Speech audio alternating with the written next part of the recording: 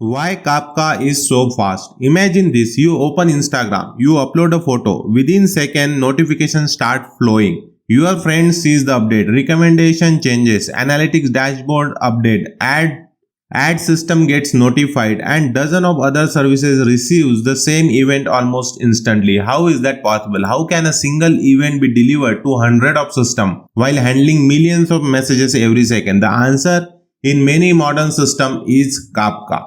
Kafka is used by companies like Netflix, LinkedIn, Uber and many others to process enormous amount of data.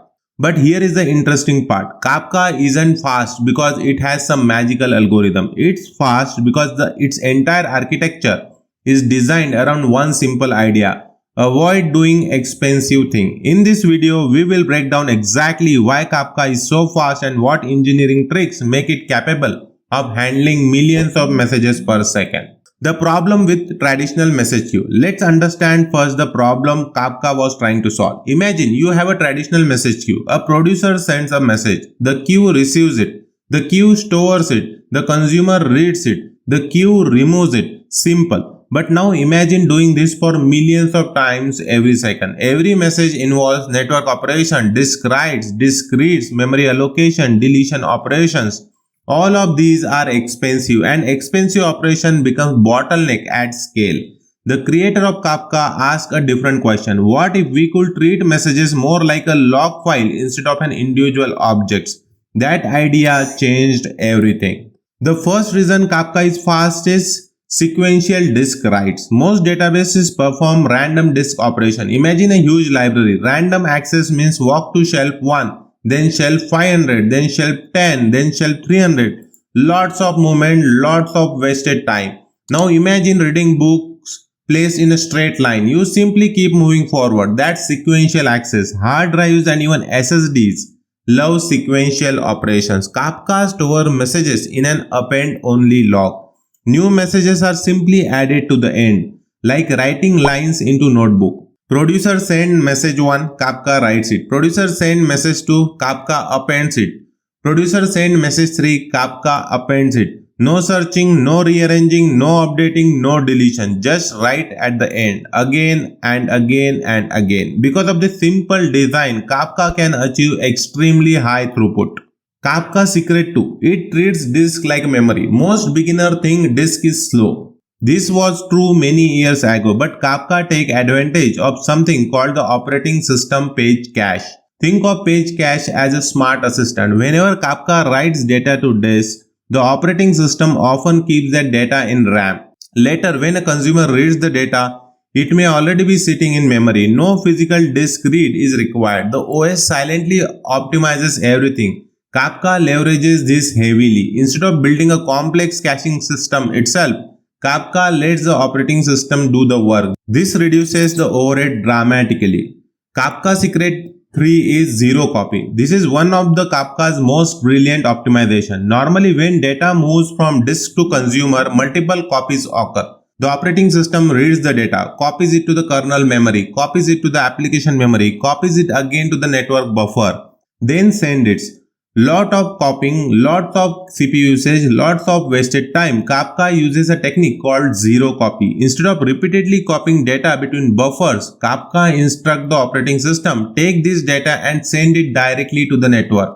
The CPU performs far less work, memory usage drops, network throughput increases, latency decreases. Millions of messages can be delivered much more efficiently. Kafka secret 4 is batching. Imagine sending one WhatsApp message, then another, then another, then another. Each send operation has overhead. Now imagine combining 100 messages and sending them together. Much more efficient, right? Kafka batches messages everywhere. Producers batch messages, brokers batch messages, consumer fetch batches. Instead of processing messages individually, Kafka processes groups of messages. This dramatically reduces network calls, disk operations, and CPU overhead. A single batch may contain hundreds of thousands of events.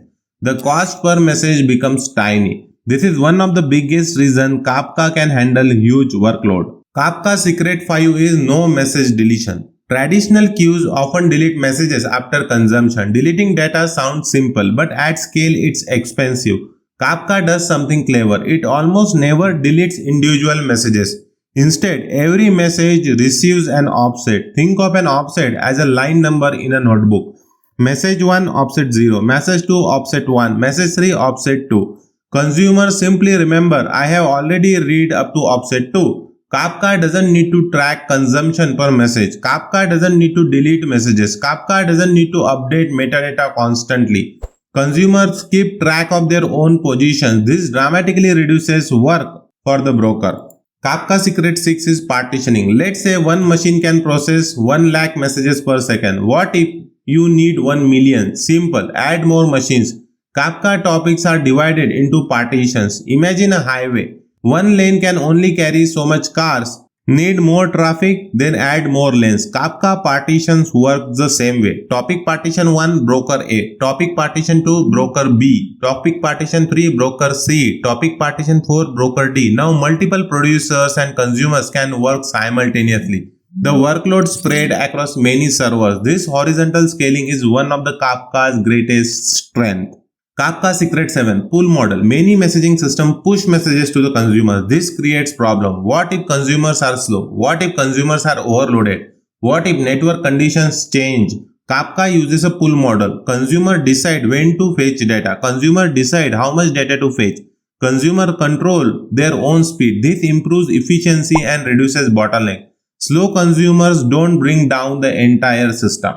Kafka Secret 8 is simple data structure. Many systems become slow because they become complicated. Kafka internal design is surprisingly simple. Append logs, sequential write, offsets, partitions, batches, that's it. No complex indexing, no expensive transactional overhead for every message, no heavy object manipulation. The simpler the architecture, the less work the CPU perform, and less work means more speed. Real world analogy. Imagine a post office. A traditional queue behave like this. Receive a letter, find its exact location, store it, track it, move it, delete it after delivery. Lots of work. Kafka behaves differently. It places every letter into a giant number notebook. New letters always go to the next page. Consumers simply remember which page they last read. No searching, no rearranging, no complicated bookkeeping, just continuous forward movement. That simplicity creates speed. Now, why companies love Kafka? Kafka offer massive throughput, low latency, horizontal scalability, fault tolerance, event replay capability, distributed architecture. Because of these features, Kafka has become the backbone of modern event-driven system. Today, it powers streaming analytics, real-time notification, fraud detections, log aggregation, event sourcing, microservices communication, AI data pipelines, and lot much more. Now let's try to understand the hidden cost of using Kafka, trade-offs nobody talks about. Now after hearing all this, Kafka sounds perfect, right? Fast, scalable, reliable, millions of messages per second. So the obvious question becomes, why doesn't everyone use Kafka for everything? Because every engineering decision comes with trade-offs. Kafka gains speed by sacrificing certain things. Let's look at them. First is Kafka is operationally complex. Imagine you need a simple queue for your application, a few hundred messages per day, maybe an email notification system, maybe a background job processor. For this, Kafka can feel like bringing a cargo ship to cross a small pond. You need to manage brokers, partitions, replications, consumer groups, retention policies, monitoring, scaling. Kafka is incredibly powerful, but that power comes with the operational complexity. For many small systems, a simple queue may be easier. Second is ordering is not guaranteed globally. Many developers assume Kafka preserves message order. The reality is more nuanced. Kafka guarantees ordering only within the partition. Imagine this topic. Order topic. Partition 1, order A, order B, order C. Partition 2, order D, order E, order F. Within each partition, order is preserved, but across partition, there is no global ordering.